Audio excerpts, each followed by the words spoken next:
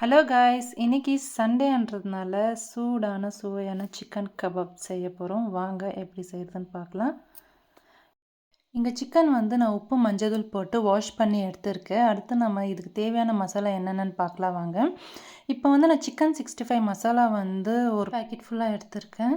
அடுத்து நம்ம ஒரு இஞ்சி பூண்டு பேஸ்ட் ஒரு ஸ்பூன் அளவு, அதுக்கப்புறமா ஒரு ஹாஃப் லெமன் புழிஞ்சு விட்டுடலாம். அடுத்து 4 to 5 ஸ்பூன் ஆஃப் கர்ட். நம்ம இதில் கர்ட் ஆட் பண்ணதுனால இது நல்ல கபாப் ரொம்ப ரொம்ப சாஃப்டாக கொடுக்கும். இப்போ நம்ம சிக்கன் போட்டு நல்லா மிக்ஸ் பண்ணி விட்டுடலாம். அந்த மசாலா சிக்கனில் எல்லா இடத்துலையும் படுற மாதிரி நல்லா மிக்ஸ் பண்ணி விட்டுட்டு ஒரே ஒரு எக்கு மட்டும் ஆட் பண்ணிவிட்டு அதையும் சேர்த்து நல்லா மிக்ஸ் பண்ணிவிட்டு ஒரு பிளேட் போட்டு மூடிட்டு ஒரு 10 to 15 மினிட்ஸ் வரைக்கும் ஊறணும். அதுக்கப்புறமா நான் கடாயில் தேவையான அளவுக்கு எண்ணெய் ஊற்றிட்டு நல்லா காஞ்ச அப்புறமா நம்ம ஊற வச்ச அந்த சிக்கன் மசாலா நம்ம ஒன்று ஒன்றா போட்டு நம்ம ஃப்ரை பண்ணி எடுத்துக்கலாம்.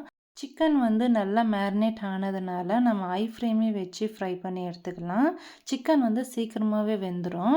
இப்போ சிக்கன் கபாப் ரெடி ஆயிடுச்சு பாருங்கள். இப்போ நம்ம ஒரு பிளேட்டில் ட்ரான்ஸ்ஃபர் பண்ணிடலாம்.